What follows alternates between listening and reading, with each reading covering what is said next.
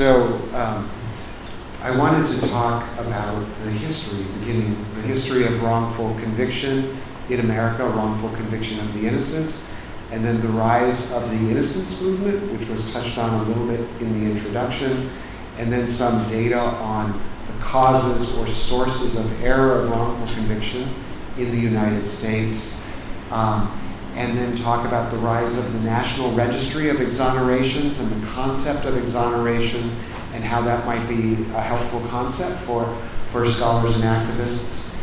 And then question mark, what does it mean when people talk about the innocence revolution? And then I'll turn it over to Professor Gould.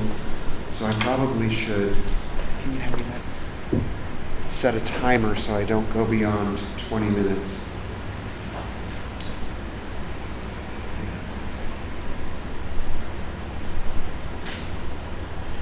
Okay, so in Anglo-American law, in America particularly, there is a concept of better let 10 guilty go free than wrongfully convict one person. And so this is often thought of as the worst possible error in the criminal justice system. The criminal justice system set up to prosecute crime after the crime has occurred. And so the criminal justice system focused on defendants and defendants' rights and how we can have fairness or due process and also get the correct person and not wrongfully convict an innocent person. In the United States, the first book on the conviction of wrongful conviction of the innocent was in 1932. And every decade from 1932 to 1989, there was a new book or some articles, but very little scholarship. And the reason there was very little scholarship until 1989 was because it was thought that very few people, if any, were wrongly convicted, that the system got it right, that if somebody was convicted, they were guilty of the crime.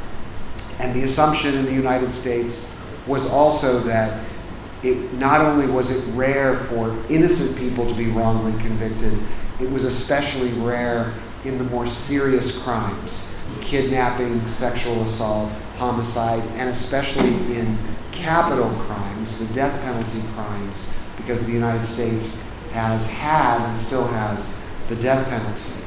And so these are just pictures of books that had come out in that era. And in the 1980s, Jim McCloskey on the left formed what essentially was the first modern innocence project called Centurion Ministries, and then Peter Scheck and Barry Neufeld on the right, of course, founded the DNA-based innocence project in the early 1990s. Now, in America, DNA was first used as a tool of prosecution.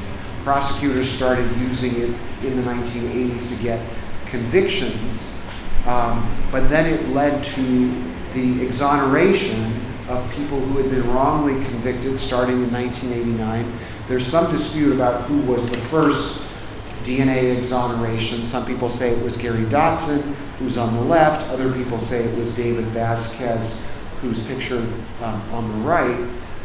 These were people who were in prison having been convicted, for whom there was still biological evidence from the conviction that could then be tested by DNA. And so Scheck and Neufeld started the Innocence Project to focus on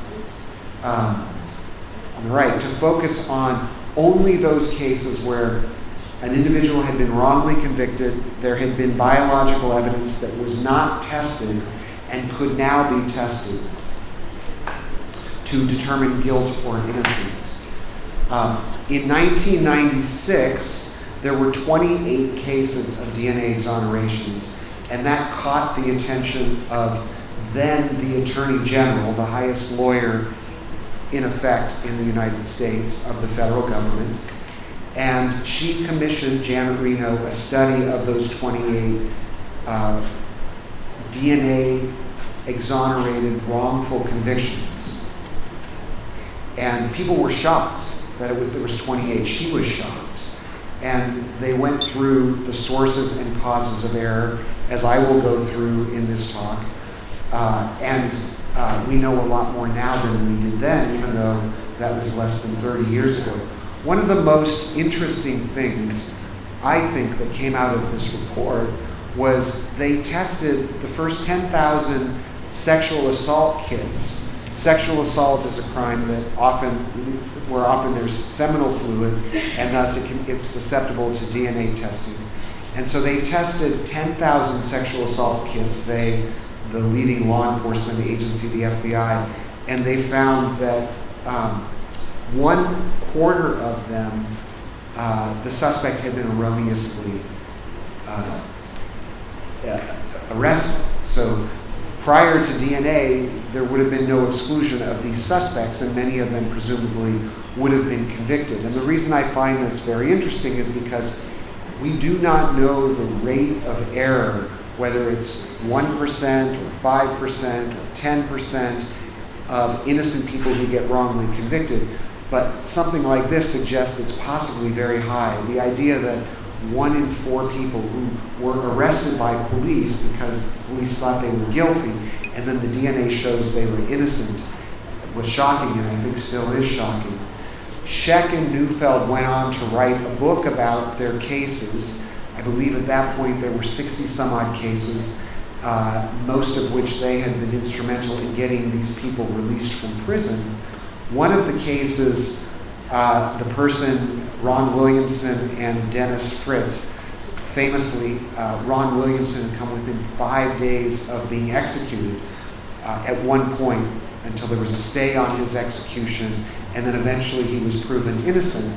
And when he was released from prison, actually not when he was released, I think when he passed away, the famous author John Grisham read the obituary, and that led John Grisham to write a book called The Innocent Man about his case.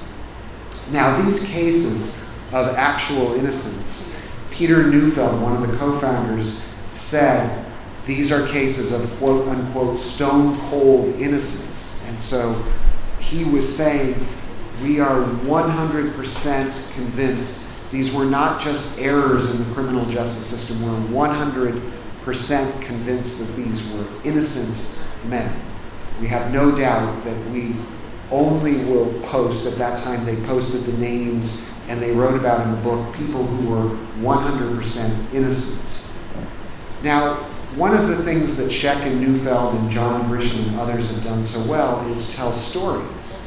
And it's the stories of the innocent that are particularly compelling, as probably everyone in this room knows. And in the United States, this infused popular culture. There were movies made about the innocent who were wrongly convicted. There were documentaries. There were plays. The Exonerated. In the left was a running play where very famous actors, Danny Glover, Susan Sarandon, and many others, would perform along with the 6 individuals who were featured in it. In some of the cases, like Daryl Hunt's case, these were documentaries about people who had been wrongly convicted, not just once, but twice. There were even some cases, not many. There were a lot of cases of what I call double wrongful convictions, but only a few of triple wrongful convictions. So in the United States, we have juries, and I know this is a reform that is new to Argentina, and my good friend Martin Sabelli, who lives in San Francisco and Buenos Aires, not far from where I live in San Francisco, I know is spearheading some reform efforts. But we have this idea in the United States that, and I think Professor Gould may talk a little bit about this too, that with 12 jurors and the constitutional rights that we bestow on criminal defendants, that the system is stacked against the prosecution. Again, getting back to the idea that it's better to have 10 guilty people go free than 1 innocent person get wrongly convicted. And so the window that DNA opened up into the criminal justice system, showing that scores of people, we now know hundreds if not thousands, were wrongly convicted, and many convicted twice, some 3 times, was really quite shocking. And that led to, I think, Manuel, or the person who introduced us, may have mentioned the Innocence Network. So Scheck and Neufeld started the first Innocence Project in New York, and then they went around the United States trying to recruit clinical professors of law to start clinics at their law schools. And eventually, we had, I think, around 60 Innocence Projects in the United States, give or take, and I think 20 more outside, give or take. And so now there is something that many people here know about, the National Innocence Network, that has an annual conference that is designed to educate people on the problems of the wrongly convicted, how to get them out of prison, what strategies work best, how to help them once they're out of prison, how to litigate various issues that arise in these cases. And there's also been an increase in scholarship on the topic, a substantial increase since the 1990s as well. Now, the Innocence Project and its satellite Innocence Project stopped tabulating statistics and really counting, I believe, around 2020. And they had 375 post-conviction DNA exonerations. So again, these were people that had been convicted. There was biological material that had not been tested at the time. That material was subsequently tested. It showed that the person could not have committed the crime. And I believe in roughly half of the cases, it led to the true perpetrator, since the DNA evidence was a sort of calling card, so to speak, of the perpetrator of certain crimes. So they stopped counting in 2020. Now, one of the reasons they stopped counting was because of the National Registry of Exonerations, which started in 2012. But prior to that, there was a study of the first 329 DNA exonerations, and these were some of the things that were found. 140 of those 329 convictions led to the true perpetrator. A disproportionate number, 70% were minorities, 63 African American, and that many of these were rape, white victim, black perpetrator. 10% were minors in the United States under 18 years old, and a small percentage, 1.5, were women. The causes or sources of error, the way the Innocence Project categorized it at the time, that was eyewitness misidentification, bad forensic evidence, false confessions or admissions born of police interrogation, and incentivized testimony by informants or jailhouse snitches that were false. And I'll talk more about that shortly. The percentages change with the National Registry of Exonerations because it's a different classification system that focuses, for the most part, on a different type of error.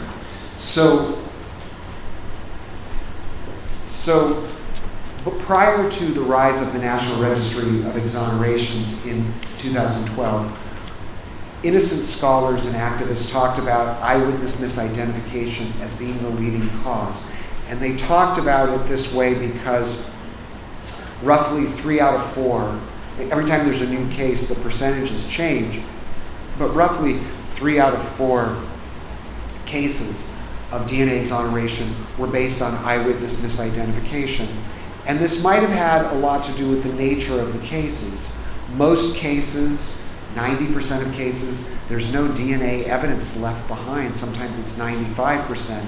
And so the types of cases where there was DNA evidence were disproportionately sexual assault cases, where and homicide cases that were ripe for misidentification.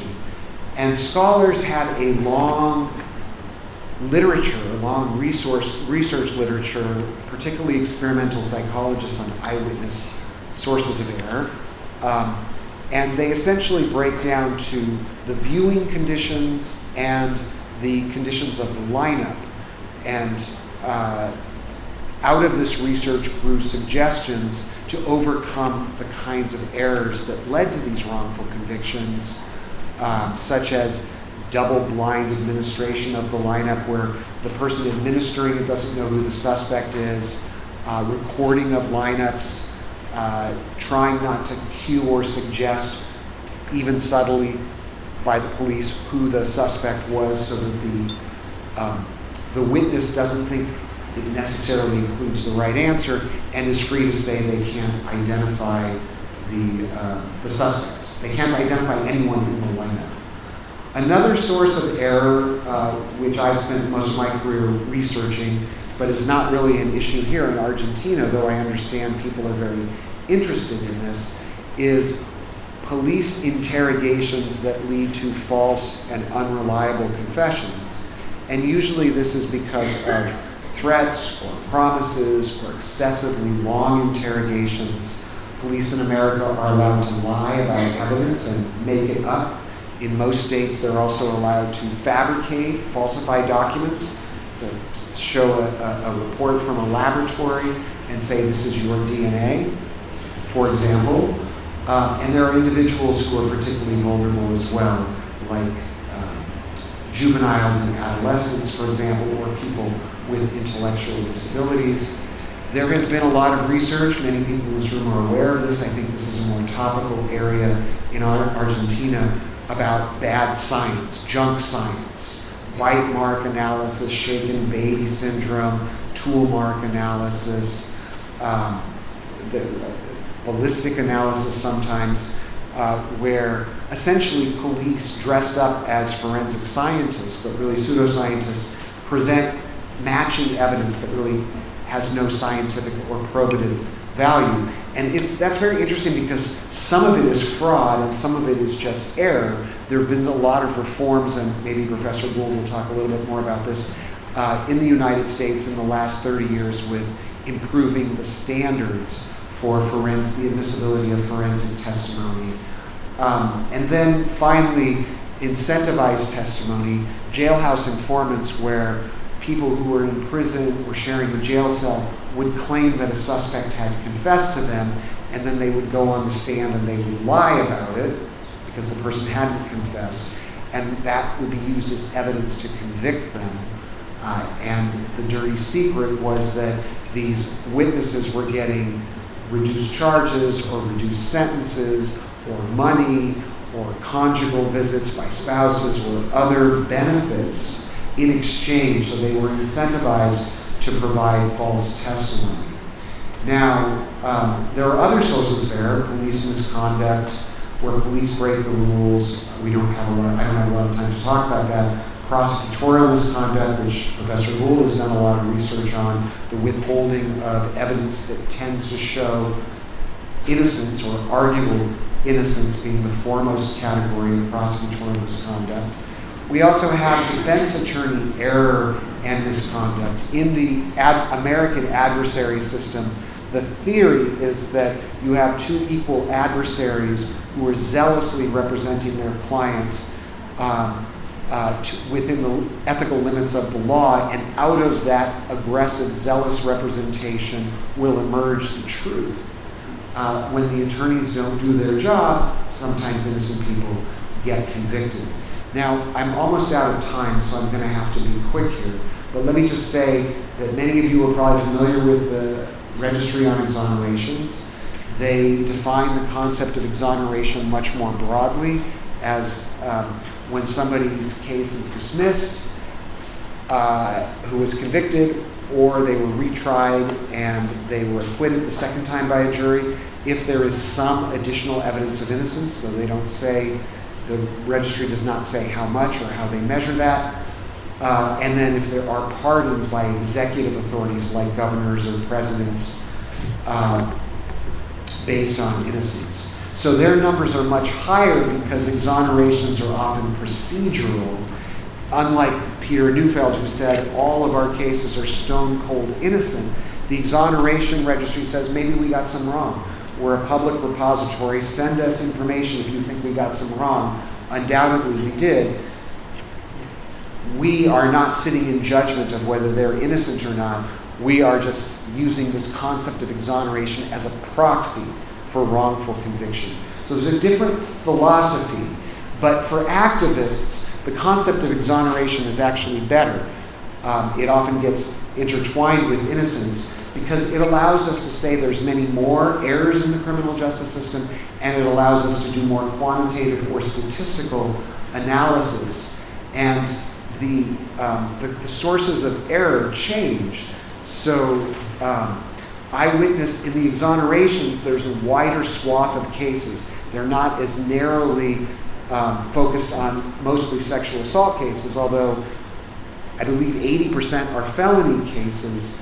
There's also 20% misdemeanors. So there's a wider swath of cases. In the United States, 2% of crimes are felony crimes, but 80% in the National Registry are felonies. So there's an inversion. Whereas most crimes are misdemeanors, most wrongful convictions that are documented or exonerations are felonies, not misdemeanors. And so we have what criminologists call a dark figure. So this is my 20-minute warning. I'll try to wrap up in the next minute. A dark figure. In America, traditionally, the dark figure has referred to crime. We don't know how much crime there is, although we know a lot more about crime than we know about wrongful conviction. So what is getting biased that we can't count? There is a dark figure of wrongful conviction. We don't know how many innocent people are wrongly convicted. We don't even know how many innocent people are exonerated, for that matter, because the registry tries to find those people. Let me just say that according to the registry, when I looked last month, they list, the National Registry of Exonerations lists 6 major causes of wrongful conviction. Perjury or false accusations, which is 64%. Perjury is when witnesses lie at trial.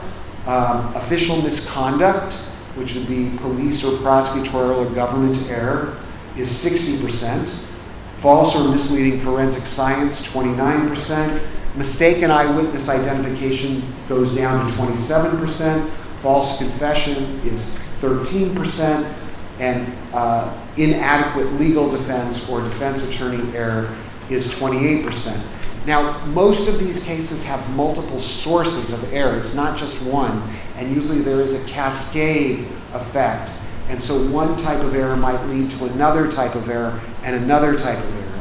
A classic example would be if an eyewitness makes a mistake and then the police now get in their mind that person is guilty and they coercively interrogate them and get a false confession and then take biological evidence or handwriting sample and tell the forensic examiner that this person's already confessed, biasing the forensic examiner. Now my time is up. I think I only have 1 or 2 more slides. So let me just say that there's this concept. It's not talked about as much as it once was in the United States, but if there was an innocence revolution, Peter Neufeld, the co-founder of the Innocence Project, once called the innocence movement the new civil rights movement. I doubt anybody would refer to it that way today, but there was kind of more enthusiasm, so to speak, about the prevalence of wrongful convictions a decade or so ago, when it seemed to be more at the forefront of American criminal justice reformers' consciousness. And so what is meant by this term innocence revolution?